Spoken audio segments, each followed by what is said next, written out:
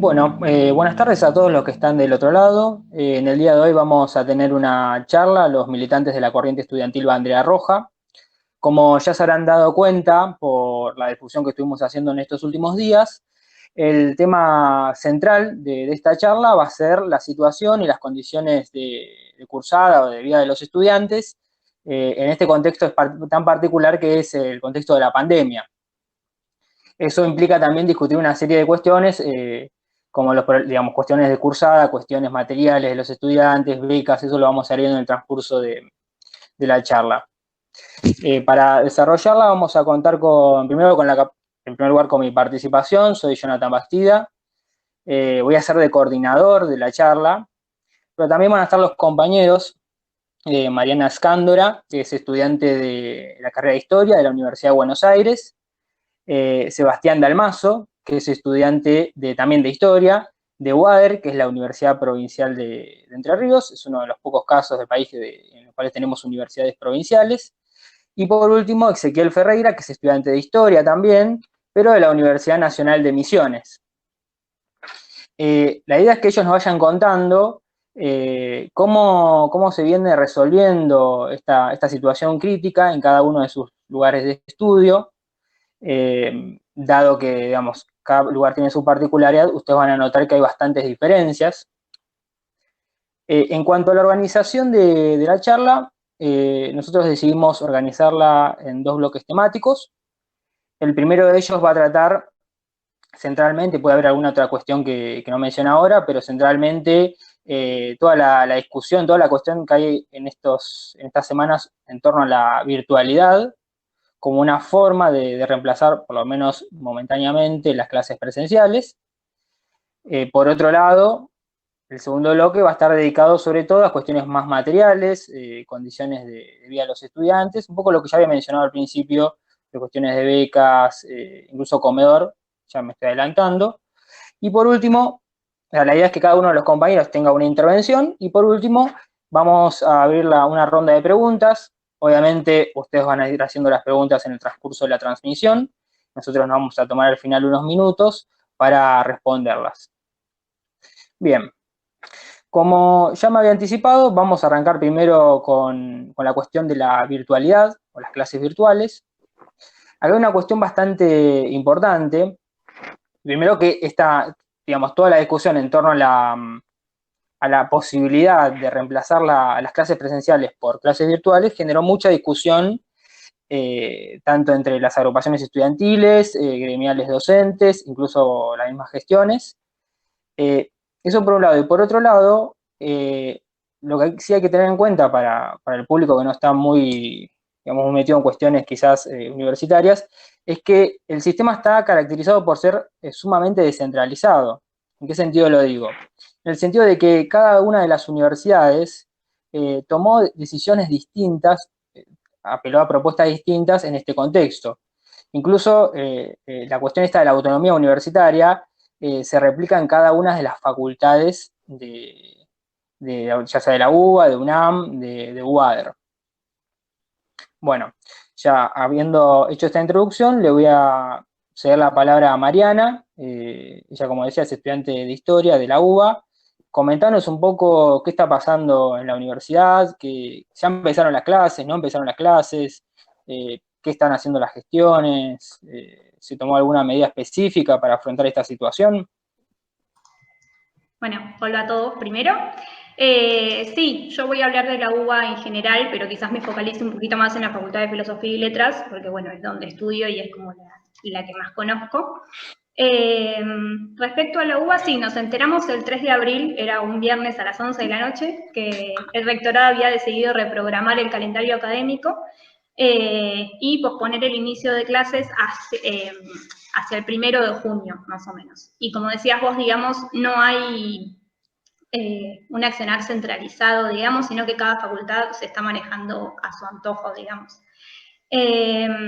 Igual lo que nosotros creemos es que, digamos, se abren dos posibilidades en relación a esto de la reprogramación del calendario académico. Por un lado, puede pasar que tengamos que volver a cursar en junio, como si no pasara nada, con el riesgo que eso supone, digamos, para nuestra vida, la de los docentes y la de los no docentes que trabajan en la facultad. O, bueno, que en junio, evidentemente, en medio del pico de la pandemia, se tenga que volver a reprogramar el calendario académico. En ese caso, digamos, puede pasar que tengamos que cursar todo el año en muy pocos meses o que directamente se pierda. En relación a esto, digamos, un párrafo aparte merece el accionar de AGD, la gremial docente, que se alineó, digamos, con el rectorado, alegrándose, digamos, por esto de que las clases empiecen en junio, digamos, sin haberle consultado a los afiliados de su propio gremio, y esto se ve, digamos, por ejemplo, en que en la Facultad de Filosofía y Letras se le preguntó a los docentes de las cátedras si tenían problema, digamos, en avanzar con lo que es una cursada virtual, y el 96% de las cátedras se mostró a favor, digamos, de continuar bajo esa modalidad. Nosotros desde Bandera Roja UBA lo que planteamos es que así como se venía haciendo en otras universidades, se podía plantear el continuar con una cursada virtual, no solo para cuidar nuestra salud, sino también porque estudiantes como yo, de hecho, que estamos en el último año de la carrera, no nos da lo mismo recibirnos este año o el año que viene, básicamente porque tenemos que trabajar. Voy a tomar 3 casos que me parece que son como representativos de qué es lo que está pasando en relación a la cursada virtual. El primero es el de medicina y exactas, que quizás son como las facultades que tienen las prácticas una mayor importancia, digamos, para las carreras. En esos casos ya empezaron con la cursada virtual. De hecho, desde antes de que salgan las resoluciones del rectorado ya casi que lo venían advirtiendo. En el caso de carreras como anestesiología, por ejemplo, hasta se abrió un campus, digamos, para la carrera, porque es algo, una herramienta, digamos, con la que no contaban. Y las partes prácticas se postergaron, obviamente, para el inicio de las clases presenciales, ¿no? Evidentemente. En el caso de Filo, que bueno, es donde estudio yo, ya empezamos con la cursada virtual, pero la realidad es que no se sabe muy bien qué es lo que va a pasar, digamos, o qué se pretende de esa cursada virtual. El decanato, digamos, ya resolvió. Nosotros en Filo tenemos las materias se promocionan, digamos, por final obligatorio o por promoción directa. El decanato ya resolvió, digamos, que todas las materias, PD o no, van a ser con final obligatorio. Entonces esa es como una inquietud que últimamente estamos teniendo los estudiantes, que es ver, bueno, qué es lo que va a pasar con esas materias a las que nos anotamos y que eran de promoción directa. Y el último caso, que es el de sociales, que en realidad sociales creo que es como casi que el que peor está, porque no hay absolutamente nada definido. En un primer momento se había hablado de unificar los 2 cuatrimestres en uno solo, que sería a partir de la segunda mitad del año. La realidad es que después se dio marcha atrás con eso, y se habló ahora de empezar con lo que sería un acompañamiento virtual de los docentes, que tampoco se entiende muy bien qué es lo que es, porque casi que no están teniendo clases, y los profesores lo que hacen es mandar mails semanalmente a los alumnos, indicándoles qué es lo que tienen que leer para cada semana, pero no mucho más. O sea, es como adelantar lecturas y patear la pelota para adelante y ver qué es lo que va a pasar en junio. Pero en líneas generales, digamos, eso es lo que está pasando en la UBA. Son todas situaciones muy distintas. Es interesante quizás marcar que uno de los argumentos para, digamos, en contra del inicio de la modalidad de clases virtuales es que con esto se degradaría la formación universitaria, pero bueno, creo que lo cierto es que en el caso de sociales que planteabas, comprimir 2 cuatrimestres en 4 o 5 meses, eso sí es una degradación real, ya que no, obviamente, eso implica no poder ver los contenidos con la profundidad que ameritan una carrera universitaria, sobre todo teniendo en cuenta, como mencionabas bien al principio, que muchos de los estudiantes que están, o sea, los más preocupados por esta situación son los que están terminando la carrera. Digamos, Sí. y eso sí implicaría... Sí, o sea, implica un... No. No, ya terminé. No, nada, iba a decir como que implica para los estudiantes, digamos, también una sobrecarga, porque es acumular mucha información, digamos, no es lo mismo. Y también para los docentes, pensando que hay docentes que dan clases en el primer cuatrimestre porque en el segundo cuatrimestre tienen otros trabajos. Entonces, ¿hasta qué punto también es una posibilidad para ellos? Bien. Creo que algo muy distinto está pasando, por ejemplo, en Entre Ríos.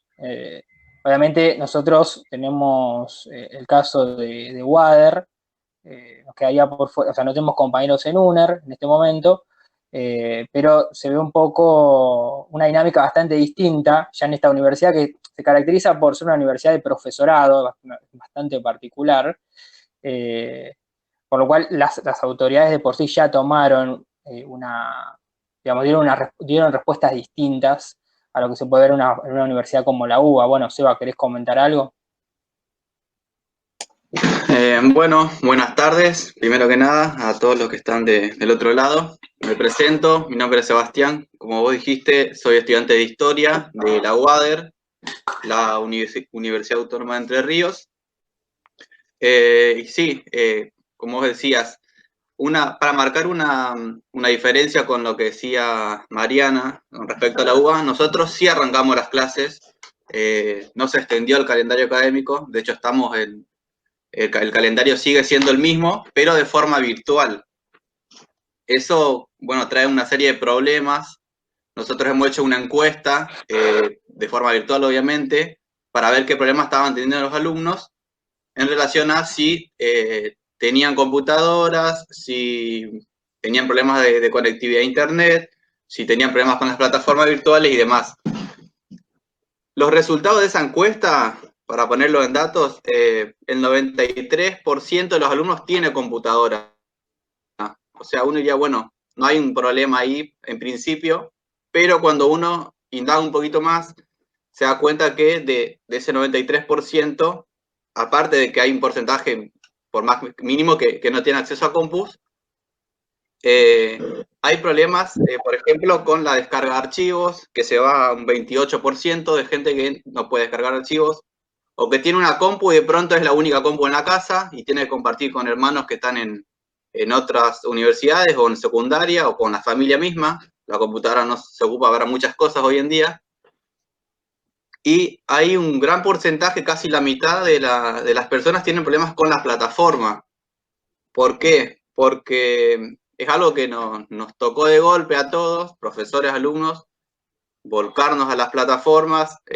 Eso surge de otros tipos de problemas menores, pero que complejizan el tema, que es que muchos profesores no tienen no saben cómo usar las plataformas, están aprendiendo.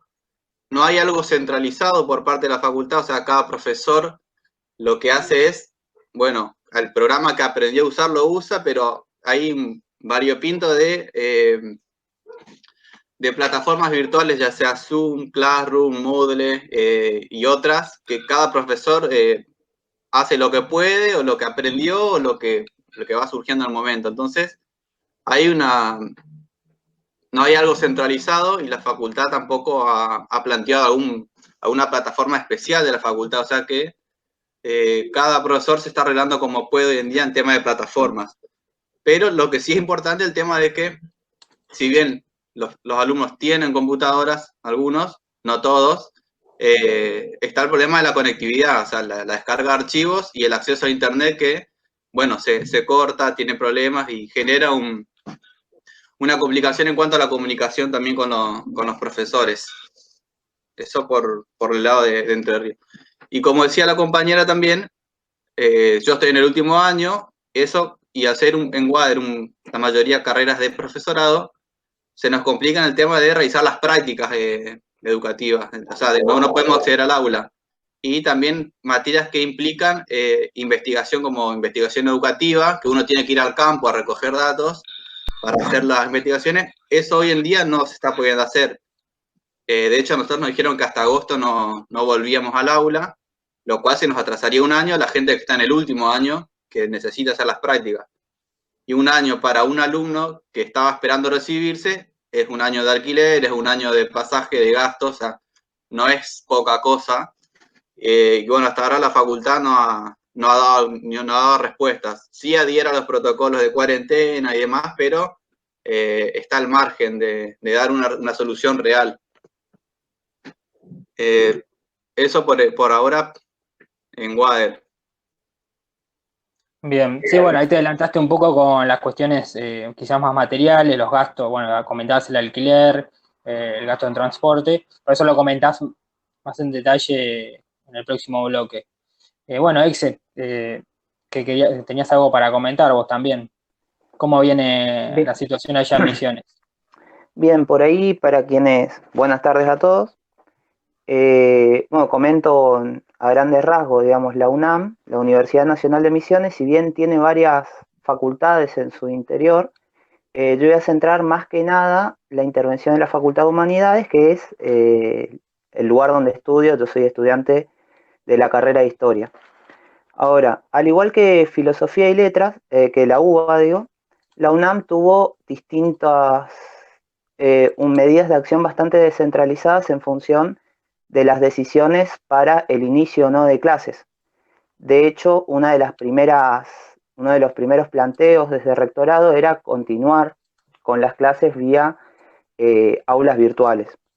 Pero lo cierto es que rectorado dio un revés en esas medidas y estas semanas la rectora Alicia Boren, kirchnerista, sostuvo a nivel mediático que cada facultad debería rever cuáles serían las medidas de acción a tomar en función del inicio o no de clases. Ahora, al igual que los compañeros de Entre Ríos, nosotros realizamos una encuesta virtual que arrojó números bastante desalentadores para esta modalidad virtual que sería una de las modalidades que se pretende encarar. Del total de los encuestados que nosotros, de la encuesta que nosotros realizamos, un 54% no cuenta con una conexión a internet eficiente que permita desarrollar fluidamente clases virtuales. Y por otro lado, tenemos un 63% que no cuenta con acceso a computadoras o algún material que le permita poder realizar este tipo de actividades. Pero por otro lado también otras organizaciones también de la provincia realizaron encuestas tomando las mismas variables y el resultado es similar. Esta encuesta la realizaron estudiantes de ciencias económicas. Te da como resultado un 57% de los encuestados no tiene un acceso a internet que les permita desarrollar clases virtuales. Y por otro lado, tenemos un 40% que no cuenta con una computadora, lo que dejaría por fuera, digamos, a casi la mitad si uno se pone a pensar en función de estos datos. Ahora, ante este panorama, ¿cómo actuaron las distintas facultades? Y es acá, digamos, donde la descentralización de la política se ve patente, al igual que en UBA. Por un lado, la Facultad de Humanidades decidió suspender su calendario académico hasta el 30 de abril y como forma opcional, los equipos de cátedra podrían optar por desarrollar alguna modalidad de cursada virtual. Por otro lado, la Facultad de Ciencias Exactas, este 20 de abril, inició sus clases virtuales y de igual manera la Facultad de Ciencias Económicas. Ahora, ya con las clases en curso, lo que uno puede ver es cómo esta problemática de las dificultades de acceso a Internet se ven patentes. De hecho, en una de las clases que se desarrolló en el profesorado de matemáticas este lunes, del total de inscriptos, que eran alrededor de 220 estudiantes, solamente 18 se conectaron a la clase. Lo mismo sucede con la Facultad de Humanidades, donde bajo la modalidad opcional, algunas cátedras están desarrollando esta modalidad de cursada y tiene del total de inscriptos, que ronda los 100 estudiantes, solamente entre 8 y 15 asistentes, lo que deja por fuera a la inmensa mayoría de los estudiantes. Por otro lado, digamos, la Facultad de Ciencias Económicas también está desarrollando esta modalidad de cursada virtual, pero es interesante una de las propuestas que se elevó, digamos, en consejo directivo de esta facultad, que implica que para aquel estudiante que no tenga acceso a Internet para desarrollar una cursada virtual, durante el segundo cuatrimestre se le habilita una doble cursada en todas las materias y se le suspende las correlatividades. De esta manera, Decanato supone, digamos, ser inclusivo en función de, bueno, no podés cursar virtualmente, cursarla el segundo cuatrimestre. Pero lo cierto es que, como hoy planteaban los compañeros, creo que fue Jonathan, cursar todo un año en un cuatrimestre implica una degradación de contenido y también implica mayores niveles de deserción, porque por un lado no vas a poder aprender todo lo que deberías aprender durante un año, y por el otro, un estudiante promedio va a estar cursando de 8 a 10 cátedras por cuatrimestre, algo que es sumamente desgastante si consideramos la condición obrera de los estudiantes. Un estudiante no es en esta sociedad exclusivamente estudiante, sino que además tiene que trabajar y vivir como cualquier ser humano, digamos. Ahora, la política universitaria, o sea, el rectorado, sostiene que el 2020 no va a ser un año perdido, pero en función, digamos, de qué propuestas le da a los estudiantes, todo cae en saco roto. ¿Por qué? Porque por un lado alienta que cada facultad tome sus decisiones. Y por otro lado, las únicas noticias que se tuvo desde el Consejo Superior fueron, por ejemplo,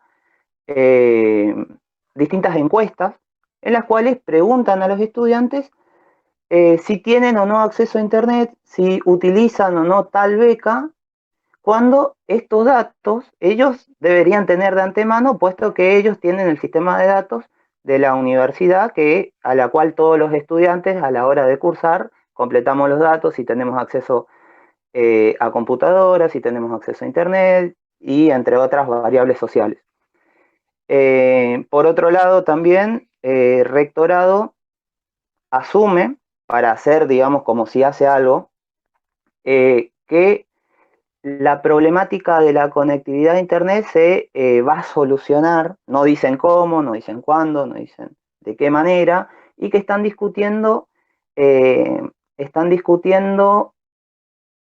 otorgar acceso a Internet no al 100% de los estudiantes, pero recién cuando acabe la cuarentena, o sea, cuando termine todo y probablemente ya podamos tener clases de manera presencial.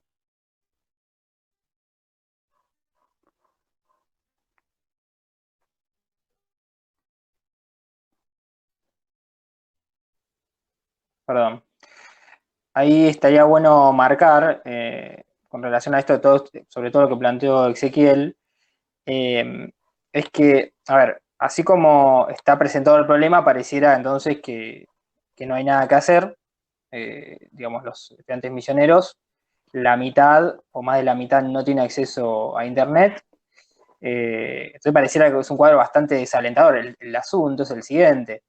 De hecho, este argumento de los problemas de la conectividad o la falta de conectividad de una amplia franja de estudiantes, eso fue usado en estos días, en estas semanas, fue usado por agrupaciones de izquierda para decir, bueno, esto en realidad es una modalidad excluyente. Si uno se pone a pensar, digamos, cualquier gasto que los estudiantes tienen digamos, para desarrollar la cursada es excluyente. Digamos. Un estudiante que vive en Hurlingham, que vive en San Miguel, que vive en zona sur, digamos, tiene que hacer un gasto importante en el transporte público. Lo mismo podemos hablar del gasto en apuntes. Por lo cual, acá la solución o la propuesta no puede ser, bueno, esperemos, se pierde el año, concentremos todo, sino que acá en realidad el Estado tiene que tomarse la tarea, tiene que hacer un gasto importante. Yo no me quiero adelantar mucho, porque eso lo voy a comentar al final, pero acá el Estado puede tomar medidas para suplir estos problemas y de forma rápida, no es algo que lleve mucho tiempo. Por otro lado, como para aportar, porque hasta ahora, bueno, se comentó situación de algunas universidades, pero en algunas instituciones la situación es más crítica todavía. Pienso, por ejemplo, en el Joaquín B. González, que es uno de los profesorados más importantes del país. Ni siquiera la inscripción a las materias es virtual, es presencial. Por lo cual ahora, digamos, ahora que empezaron las clases en el Joaquín, la implementación digamos, de esta modalidad es bastante caótica y depende, como en Entre Ríos, de digamos, las capacidades individuales, las destrezas individuales de cada uno de los docentes, si es que las tiene, para adaptarse a esta modalidad. Hay situaciones también de estudiantes que no están inscritos a las materias. Bueno, digamos, toda esa situación es la que se puede ver en otros profesorados también. Pienso también en Rojas, en la provincia de Buenos Aires. Bueno, era eso como para aportar un universo que no es el universitario que replica estos problemas. Claro, de hecho, en la provincia también están los profesorados y la normal mixta, que es un profesorado que capacita a docentes de primaria, sufre la misma situación que el Joaquín B. González. Hasta hace una semana los estudiantes todavía no tenían resuelto su inscripción a las materias debido a que la cuarentena entró antes de que el calendario académico dé curso a esta inscripción que es presencial. Bien. Bueno, no sé si alguno no tiene nada más para que aportar en relación a este bloque, yo diría por una cuestión de tiempo que avancemos al siguiente, que en principio estaba planteado ver las condiciones materiales o sea, las condiciones de vida de los estudiantes y de cursada también, que está un poco relacionado. Digamos, hay una serie de problemas que yo considero no aparecen con la cuarentena, son problemas que en realidad se agravan con la cuarentena y que los compañeros van a ir comentando, que aparecen en cada uno de sus lugares de estudio. Digamos, cada provincia en cierta medida es un mundo distinto, y ahora lo van a poder ver. Por ejemplo, en la UBA, digamos, ¿qué problemas tenemos para iniciar la cursada? ¿Qué problemas concretos están teniendo los estudiantes? Bueno, creo que en la UBA, digamos, podemos plantear como dos ejes. Por un lado, el de las becas, que es un problema muy grande que tenemos en la UBA, y por el otro lado, el de las condiciones de cursada, digamos. En relación a las becas, en la UBA, digamos, la beca que tiene mayor alcance es la del Plan Progresar, que en realidad tiene alcance a nivel nacional, es una de las más importantes, que como toda beca es restrictiva, o sea, no todos tenemos acceso a las becas Progresar, hay que cumplir una cierta cantidad de requisitos, por ejemplo, no ser mayor de 24 años. Eso deja fuera a un montón de estudiantes. Obviamente no son universales, pero además de ser restrictivas desde ese lado, los montos de las becas no alcanzan para nada, o sea, no alcanzan ni siquiera para cubrir los gastos básicos de cualquier estudiante. Mucho menos, por ejemplo, en la UBA, en Filosofía y Letras, que no tenemos ni comedor estudiantil, ni boleto, y tampoco guardería. Los montos de las becas Progresar para este año estaban planteados entre los 1.750 pesos y los 2.250 pesos mensuales, o sea, no es nada. Teniendo en cuenta también esto que marqué yo de filo, ¿no? Se supone que con 2.250 pesos como mucho uno tiene que viajar hasta la facultad, comprar los apuntes, comer, ni hablar ya de vestirse o realizar actividades culturales, digamos. De hecho, estuvimos investigando y el año pasado el INDEC marcaba que una persona, para no caer, digamos, en lo que sería la línea de pobreza, un adulto tenía que tener alrededor de 12.600 pesos por mes. Si nosotros sumamos el monto de las becas Progresar más lo que sería ahora el ingreso extraordinario que ofrece el gobierno, que aparentemente es compatible con la beca Progresar, ni siquiera se llega, digamos, a ese monto que estaba planteado por INDEC para el año pasado, o sea, ni siquiera con los aumentos de precios que hubo ahora en relación a la cuarentena. La izquierda, digamos, frente a esto, lo que plantea es un aumento extraordinario de estas becas de 10.000 pesos, que con eso, de nuevo, no se puede hacer nada, y mucho menos si se plantea ese aumento en relación al momento extraordinario que estamos viviendo, digamos, y no como algo que se mantenga en el tiempo. Es importante, me parece también destacar que en realidad el tema de las becas es un acto demagógico, digamos, del gobierno que se muestra preocupado, como si estuviera haciendo algo por el tema, pero en realidad no resuelve el problema de fondo de los estudiantes. Por eso nosotros, bueno, planteamos, digamos, la consigna de la lucha por el salario estudiantil, que nos permita formarnos, porque estudiar es nuestro trabajo, que nos permita formarnos y vivir. Eso, digamos, en relación a las becas. Y en relación a las condiciones de cursada, tenemos un par de fotos, que las deben estar pasando en este momento quizás, sobre las aulas de filo y los baños. Bueno, las aulas están abarrotadas de gente siempre en los primeros días de cursada. Hay materias que reúnen alrededor de 300 alumnos, entonces no entramos, estamos sentados en el piso, a veces hasta en los pasillos porque no entramos adentro del aula. Y bueno, obviamente pensando en volver a las clases en junio o quizás hasta un poquito después, pero digo, con el virus todavía circulando, no se va a poder mantener el distanciamiento social necesario, digamos, como para evitar los contagios. Y en relación a las condiciones quizás de higiene, los baños son un desastre, no sé si se lo están viendo, pero pedir jabón es milagroso, o sea, nada, el alcohol en gel, ni pensarlo, porque ni siquiera hay bachas en los baños, o sea, no te podés lavar las manos. Entonces, como que es irreal que planteen que volvamos a cursar en junio en estas condiciones.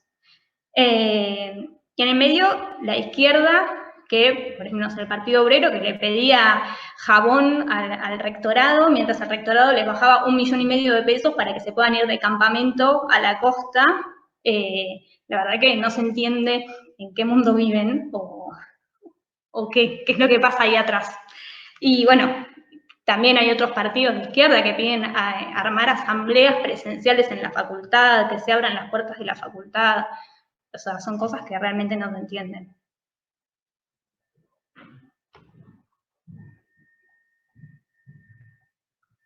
No te escucho. Ahí va. Sí, la situación de Filo es bastante particular. De hecho, hace unos años, en esa facultad, o sea, nuestra agrupación propuso la conformación de una comisión edilicia. Digamos, las fotos que ustedes ven, que entiendo que aparecieron en la transmisión, son fotos que sacamos desde la comisión, y esto fue hace 3 años, 2017, y lo cierto es que pese a los reclamos, no cambió nada, absolutamente nada.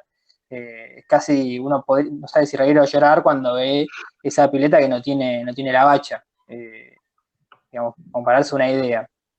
Ni hablar ya de la situación de la saturación de las aulas, que es una situación bastante común, no solamente en la UBA, en varias universidades es moneda corriente, y que por lo general se suele usar, digamos, ese problema de hacinamiento se suele resolver con el abandono por parte de los estudiantes. Recién a final del cuatrimestre se suele ver aulas, digamos, con una cantidad de gente adecuada para sus tamaños. En el caso de Boader creo que tienen algún problema con las becas, ¿no?, de la universidad.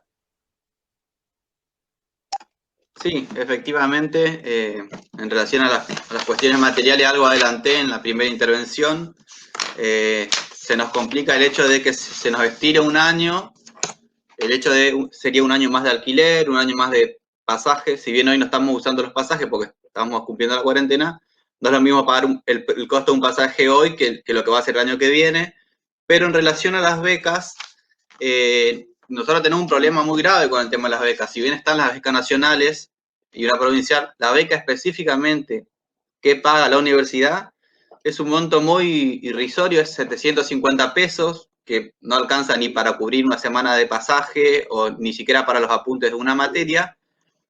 Y se agrava más porque la pagan a destiempo. La beca 2019, por ejemplo, la empezamos a cobrar recién en junio del año pasado.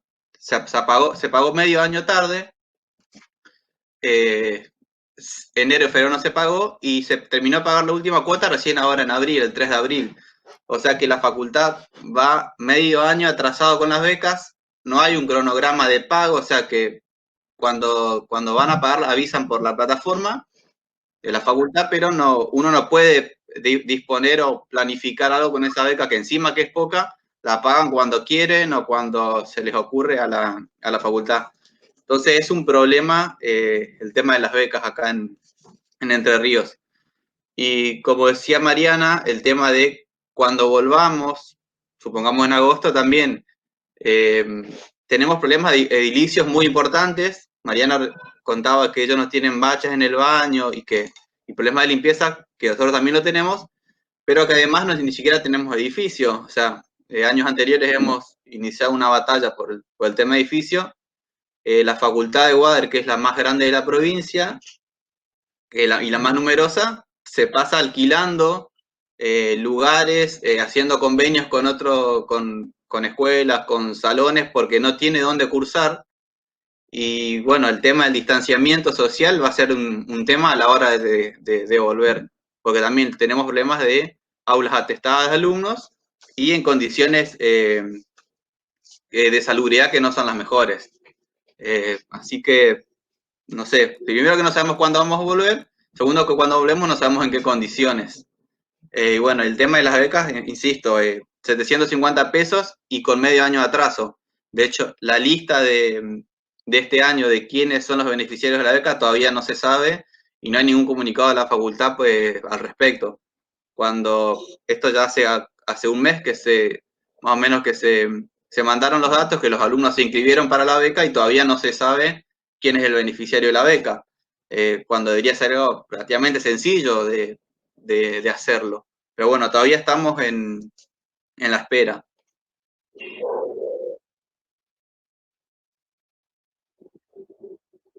Eso sería por acá en Wader.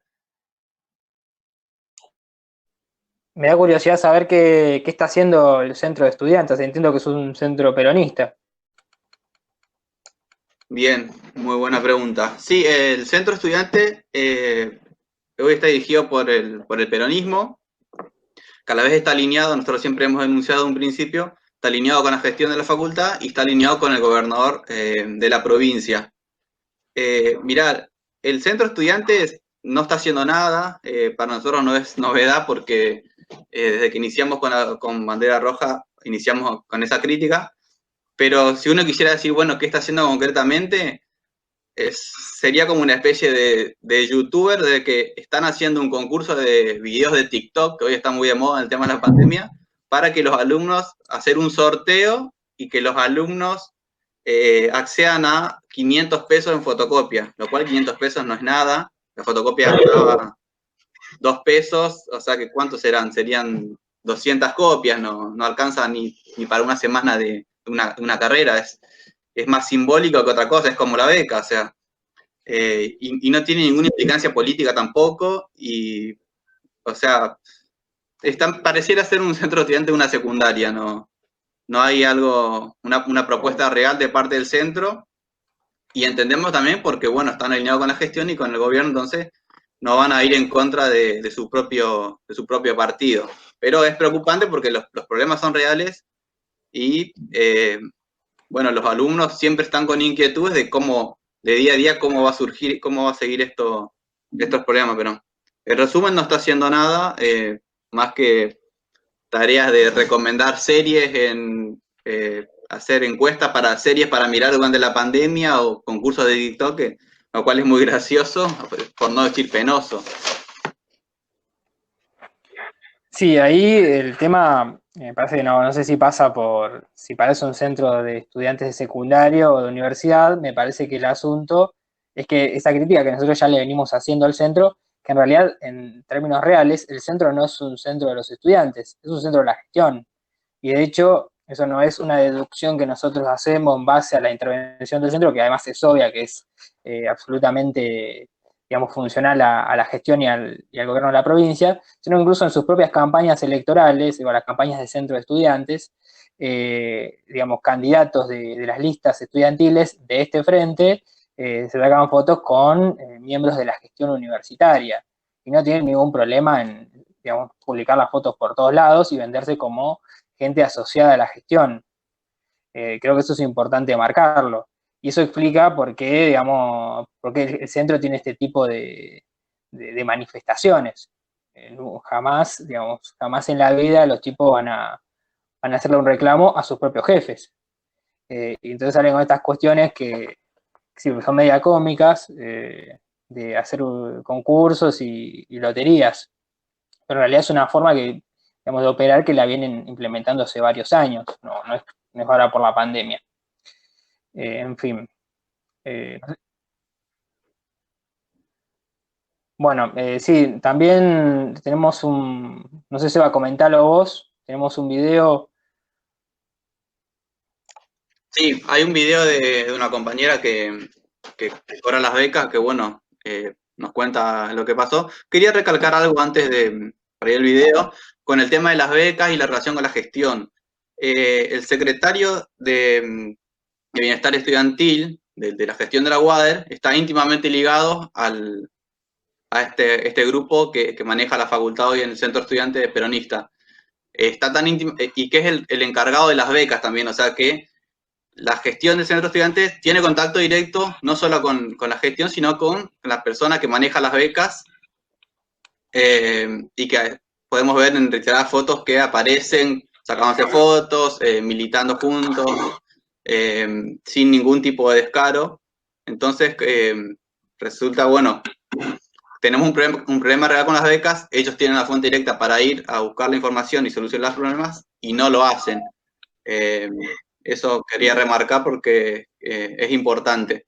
Y bueno, sí, el video de una compañera que nos cuenta qué es lo que está pasando con las becas, que yo algo nombré, que es que, bueno, se paga de tiempo y se paga con montos muy bajos, ¿no?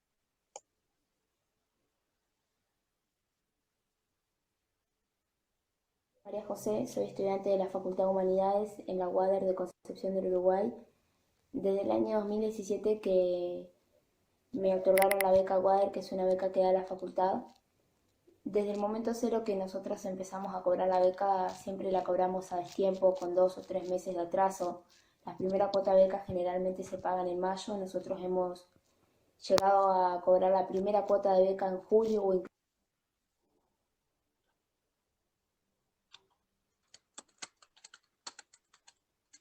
incluso en Bueno, septiembre. Por promedio nos aumentan 50 pesos por año más o menos. Empezamos cobrando 600 pesos y hasta el año pasado estábamos cobrando 750 pesos por mes. El año pasado la primera cuota la pagaron en julio y la última cuota, porque son 8, la última cuota la pagaron en abril de este año. Todos los años es el mismo problema. Pagan a destiempo, la pagan cuando quieren o cuando se acuerdan y nos aumentan nada, nos aumentan una miseria. Aumentándonos 50 pesos por mes a los estudiantes que percibimos la beca no nos alcanza para nada, porque ni para un dossier nos alcanza, ni para un juego de fotocopias. Las fotocopias están muy caras y lo que nos pagan de beca no nos alcanza para nada. A mí personalmente, que yo soy de Colón y viajo todos los días para la facultad en Concepción del Uruguay. Con lo que con lo que a mí me pagan de beca, yo llego a cubrir 2 pasajes nada más, no cubro más.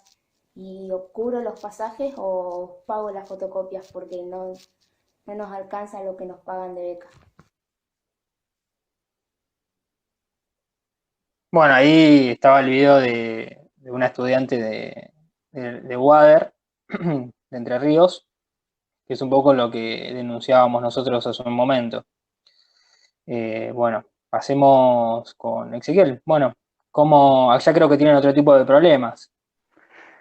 Sí, igual como mencionabas, las situaciones de hacinamiento es un común denominador en todas las universidades. La UNAM no está muy ajena a esta problemática, tanto como casi similar a lo que desarrollaba Mariana en su intervención. Y uno de los problemas más acuciantes para los estudiantes gira en torno a las becas, ahora digamos con la cuestión de la cuarentena. Sobre todo una de las becas que es la beca comedor.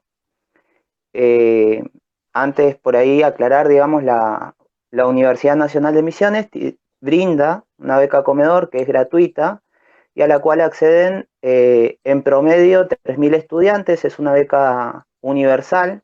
Todo aquel estudiante que esté inscrito a la facultad tiene derecho a percibirla. Al menos en las zonas de Posadas. Hay otras modalidades, digamos, de esta beca que por la descentralización misma del sistema universitario lleva a que en algunos lugares sea rentada, pero el común denominador es que sea gratuita. Decía, a esta beca acceden alrededor de 3.000 estudiantes y el problema que se pone sobre la mesa ahora con la cuarentena es el cierre de la beca comedor. Por ahí hacer un poco, vale hacer hincapié en una cuestión que tiene que ver, digamos, con que este problema que ahora se pone sobre la mesa en realidad se acentúa con la cuarentena y no es que emerge con ella. De hecho, la beca comedor ha sufrido ajustes durante el año pasado. El año pasado se vio desbordada en su capacidad. Para acceder a un plato de comida, los estudiantes hacían hasta 3 cuadras de fila al mediodía, con el calor que implica, digamos, vivir en Misiones. Y además, a lo largo del año, tuvo que ser subsidiada por el Ministerio de Desarrollo Social de la provincia mediante bolsones de mercadería que en principio debieran estar destinados a la población desocupada de la provincia.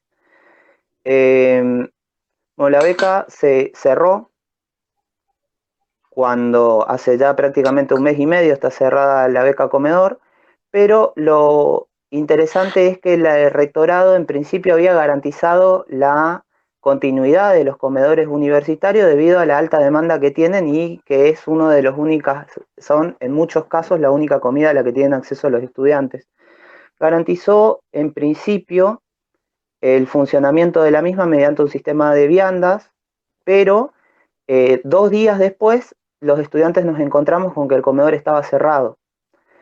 Y hasta el día de la fecha no se reabrió el comedor y lo que ha hecho Bienestar Estudiantil fue, para tratar de sopesar, digamos, esta carencia, fue la entrega de mercaderías. Pero lo cierto es que esta entrega de mercaderías, que seguramente la están pasando en la foto, podrán ver, digamos,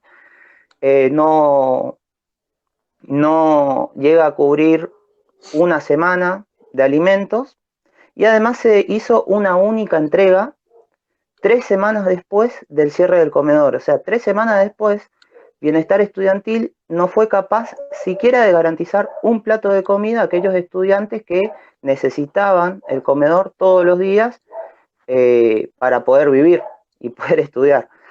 Esta problemática trajo luego, digamos, otra serie de actos bastante bochornosos por parte de la Secretaría de Bienestar Estudiantil, que una semana después, este sábado pasado, propuso enviar a los estudiantes, les otorgó movilidad a los estudiantes que son del interior para que vuelvan a sus casas a pasar allí la cuarentena y que su familia resuelva el problema de los alimentos. No tuvo buen puerto, digamos, dieron el anuncio por redes sociales, pero cuando este anuncio se comenzó a viralizar, porque hay alrededor de más de 1.000 estudiantes que son de otras localidades que quedaron en los centros donde funcionan las facultades, sacaron una nota de prensa diciendo que el viaje era destinado solamente a aquellos estudiantes que han sido empadronados previamente y no así a todos los estudiantes.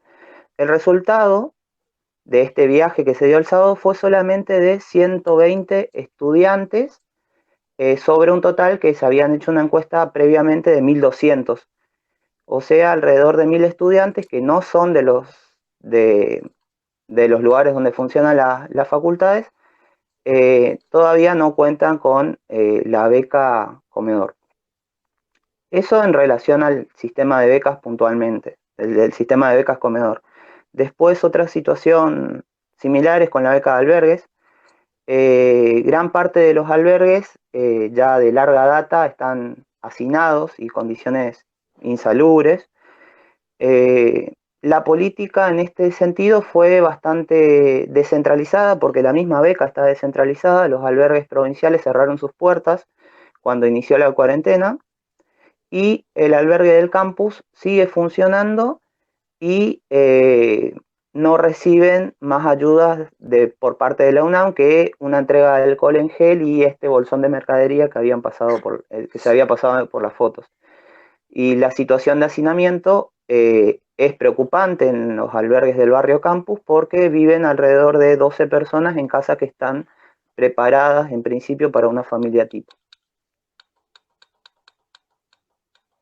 Bien, ahí como para aportar a la cuestión del comedor, y relacionado con esto que yo comentaba en un momento, de que en realidad la pandemia agrava problemas previos, lo cierto es que la gestión de la Universidad de UNAM, desde el año pasado más abiertamente, digamos, estaba intentando hacer un ajuste en el comedor, estableciendo un sistema de cupos, por lo cual, digamos, aprovecha esta oportunidad como para hacer un ajuste de hecho sobre los estudiantes, está recortando gastos. Sí, de hecho el año pasado, esto que menciona Jonathan, no fue abiertamente como sistema de cupos, no lo plantearon así, sino como un listado para la otorgación de la beca cuando la beca se da de manera automática cuando uno está, por el hecho de estar inscripto en la UNAM. Este año pasó algo similar, de hecho antes del cierre del comedor, se le pedía a todos los estudiantes que que necesitaran el comedor, que se inscriban en un listado, no aclarando así, digamos, para qué, según ellos, para controlar la demanda. Pero lo cierto es que no es de extrañar que estos listados se encaminen hacia un sistema de cupos. Bien. Bueno, si ninguno tiene nada más que decir, avancemos con las preguntas. Acá pusieron algunas. Acá Pablo Ferrari pregunta por la UBA. ¿Qué opinan respecto a que en Filo UBA las evaluaciones deben ser presenciales y que se pierde la posibilidad de promoción? ¿Se puede hacer algo al respecto? Me parece que esta pregunta es para vos, Mariana. Bueno, primero que yo tenga recuerdo, hubo materias que en momentos de cursada normal tomaron parciales domiciliarios, digamos. No habría motivos para no hacerlo ahora, me parece. Y después que más allá de la reglamentación, o sea, por esto de que el decanato estableció que todas las materias tenían que ser con final obligatorio, no sé, me parece que exigir presencialidad en realidad es un absurdo en esta situación extraordinaria que estamos viviendo. De todas formas, tendríamos que pensarlo en conjunto, los estudiantes, junto con los docentes también, obviamente, para ver si podemos encontrar alguna solución, digamos. No sé si contesté. Sí, yo creo que una cuestión, o sea, sí, coincido, digamos, la cuestión de la presencialidad no es necesaria, sobre todo si tenemos en cuenta que lo que están formando en la universidad son científicos, intelectuales, por lo cual pensar que la evaluación tiene que ser presencial presupone también pensar que uno está repitiendo textos. En la medida que no hay elaboración, y claro, yo te voy a tomar control de lectura, nada más. Pero lo cierto es que sí, digamos, es una modalidad bastante común. Yo conozco más de Filo, pues soy graduado de ahí. Digamos, la modalidad de evaluación domiciliaria es bastante común. No se entiende por qué ahora, en este contexto que es necesaria, pasa a ser un impedimento. Bien, sigamos con las preguntas. Pregunta Franco, esto creo que va para Sebastián Dalmazo. Tengo entendido que si se tiene la beca Wader no puedes tener otra beca que sea provincial. ¿Es así? Bien, sí, efectivamente es así. Es restrictiva, o sea que si uno tiene la beca Wader, no puede tener ni una beca nacional ni una beca provincial y no puede tener ningún otro tipo de ayuda, ya sea estatal o provincial. Lo cual, bueno, es un problema porque, como dijimos, aparte de que es poco y que lo pagan tarde, encima ponen este requisito. Eso es real. Y un tema también ahí que va en relación a la pregunta anterior que hicieron a Mariana con el tema de las rendidas. Acá, por ejemplo, están suspendidas todas las mesas para rendir.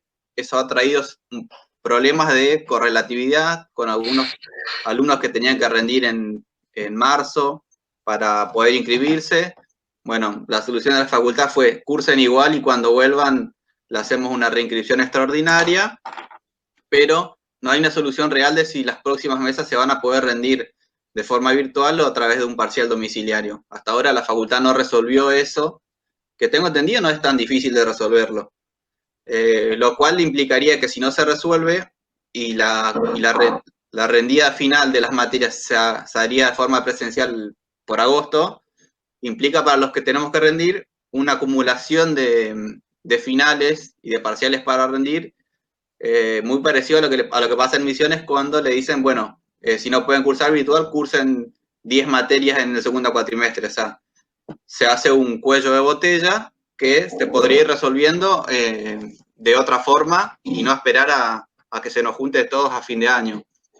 Eso con el tema de las becas, con el tema de las rendidas, sí es verdad, no. Si tenés beca UAR no podés tener otro tipo de ayuda estatal o beca provincial nacional. Bien, bien, bien. No sé si, yo creo que en Misiones no, digamos, todavía no hay nada informado, o sea, no empezaron las clases, creo que mucho, no, la gestión no habrá avisado ningún tipo de cuestión en relación a las evaluaciones. No, lo único que planteó la gestión fue que cada cátedra defina criterios evaluativos particulares, pero no habla de mesas de exámenes, sino que habla puntualmente de la editación de la cursada, digamos, para quedar regular en tal materia, que la cátedra defina esto. No dijo nada, no hay ningún comunicado oficial. Sí sostienen que se van a garantizar, no dicen cómo. Bien, sí, supongo que eso se va a ir viendo en el transcurso de las semanas después del inicio de clases. Algo van a tener que decir. También preguntaba Eliseo qué hay para decir en relación a los terciarios. Un poco yo ya lo comenté en medio de la intervención de ustedes. Digamos, cada profesorado es su mundo, esa es la verdad, y lo cierto es que hay muchas disparidades entre provincias. Digamos, estas disparidades que vemos en las universidades quizás se notan aún más en los profesorados. De los profesorados que estuvimos relevando, como yo comenté, lo de Joaquín, también Joaquín B. González, también en el Rojas, en la provincia de Buenos Aires. Incluso, como para sumar, hay un profesorado acá cerca, en Capital, en La Boca, el Alfredo Palacios, que, digamos, ya en la primera semana, se iniciaron las clases de forma virtual, con videoconferencia, pero lo cierto es que menos de la mitad de los estudiantes está pudiendo mantener esa cursada. Por lo cual, estos problemas que, digamos, estuvimos describiendo se replican incluso al nivel de terciarios. Pero insisto, digamos, cada profesorado y cada provincia además es una situación distinta. El profesorado que comentaba Ezequiel en Misiones también es otra realidad, pero en líneas generales lo que se ve es un atraso relativo en relación a esto de la virtualidad y un atraso en comparación con las universidades, ya que, vuelvo a repetir, me parece muy importante, en el profesorado más importante del país, que es el Joaquín B. González, no, la inscripción, ni siquiera la inscripción está implementada de forma virtual, que es una modalidad que hace muchos años que se viene implementando en otras universidades del país. Bien. Bueno, creo que no queda otra pregunta. Bueno, para cerrar, me parece un poco a medida que, digamos, que iban interviniendo ustedes, yo también iba tratando de comentar algo, pero se pueden sacar algunas conclusiones. En primer lugar, me parece que la discusión virtualidad sí, virtualidad no tiene mucho sentido, porque, digamos, si discutimos eso, la otra opción que tenemos es, o sea, en relación a la cursada, es o perder la cursada por completo, porque estamos hablando de que el pico de la pandemia va a ser en mayo, junio, y encima, a medida que pasan las semanas, parece que el pico se va corriendo, y entonces parece que se van a iniciar las clases recién en septiembre, que es digamos, lo que se están diciendo en muchas universidades. Estamos hablando de que se va a perder prácticamente todo el año, no solamente un cuatrimestre. Entonces, ante esa posibilidad o la otra posibilidad, que es la que ya informó la Universidad de Buenos Aires, que es iniciar las clases en junio, digamos, la única forma de suplir este problema, de pasarlo por encima, es implementar la virtualidad de forma masiva, entendiendo que esta es una modalidad, una medida extraordinaria en un contexto extraordinario. No podemos actuar como si no pasara nada. Sobre todo por esta cuestión de que los estudiantes, sobre todo los que están en el último año, están apurados por recibirse, y no por una cuestión de ansiedad. Es una cuestión, hay un problema real ahí. Están esperando recibirse para ya anotarse a los listados docentes, por ejemplo, y empezar a trabajar el año que viene. Y esto complica muchísimo. Después, bueno, de hecho, podría poner como ejemplo el caso de usted de Sebastián, de Mariana. Ustedes tres están en esa situación, están en el último año de la carrera y les surge recibirse. Por otro lado, y esto también ya lo adelanté, esta serie de problemas, hay una serie de problemas técnicos y materiales. Es decir, hay estudiantes que no tienen acceso a computadoras, otros tienen acceso a computadoras pero no a internet, otros no tienen ninguna de las dos opciones. ¿Cómo se puede resolver esto? Obviamente se desprende de lo que estuvimos diciendo, que la idea es no perder el año ni empezar las clases en septiembre. La propuesta nuestra es que acá el Estado se tiene que hacer cargo, tiene que hacer un gran desembolso de dinero destinado a la educación. Nosotros nos compete en esta charla la educación terciaria universitaria. Ese gasto se tiene que dedicar a dotar a los estudiantes de los dispositivos necesarios para poder llevar adelante esa modalidad, ya sea netbooks, tablets, etcétera, etcétera. Y a eso hay que sumar que también el Estado tiene que garantizar que haya una conexión a Internet nacional que sea gratuita y de calidad. Porque, digamos, para que nosotros podamos cursar en las mejores condiciones, en realidad tenemos que pensar en que esas condiciones tienen que ser óptimas. Y entonces tenemos que, hay que pensar en organizar clases en vivo, lo cual requiere una buena conexión, no alcanzan con los datos del celular, no es simplemente bajar un PDF, por lo cual se requiere una buena conexión para poder realizar ese tipo de actividades. Se requiere también tener una plataforma adecuada para realizar cursos de más de 100 estudiantes, porque estamos hablando en varias universidades, incluso se puede ver en la foto que se compartió antes, pero es muy común en universidades de Buenos Aires, Luján, UNAM, tener cursadas de más de 100 estudiantes, por lo cual requiere que la universidad garantice una plataforma que habilite dar clases de forma masiva, sumado a que la conexión tiene que ser buena, eso desde ya. Y a eso podemos sumarle la situación de los campus virtuales, donde se suben los PDFs. No lo descartamos, es un complemento, pero lo cierto es que ciertos campus virtuales están colapsados, no se suben los apuntes, además queda muy a la buena a la voluntad de cada docente. Hay docentes que lo suben, otros que no tienen acceso a los materiales digitalizados, entonces se ven bastante limitados. Ahí las universidades, los terciarios, tienen que tomarse la tarea de hacer una digitalización masiva y centralizada de eso. Y por último, para cerrar, esto, lo relacionado al último bloque.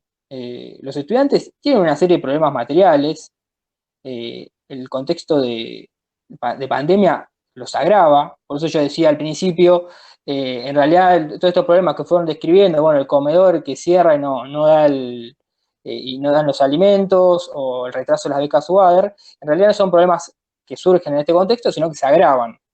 En el caso del atraso de las becas en UADER, se puede ver cómo la gestión aprovecha que la universidad está vacía para atrasar aún más el pago de las becas, ni hablar de la actualización de los montos.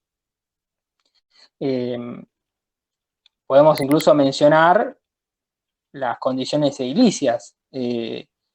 Ahí se compartieron unas imágenes de de los baños de la Facultad de Filosofía y Letras, que, digamos, es un problema que viene de hace años, y que en este contexto lo único que marca, primero no se puede cursar, ni siquiera en condiciones normales en una facultad que está en ese estado. Pero esta situación lo agrava aún más, porque, digamos, que vamos a estar pidiendo jabones y ni siquiera hay piletas en los baños. Algo elemental. Ya pedir alcohol en gel parece una revolución, que es lo que estuvieran haciendo las agrupaciones de izquierda. Digamos, acá hay una serie de problemas estructurales que, digamos, que se vienen acarreando.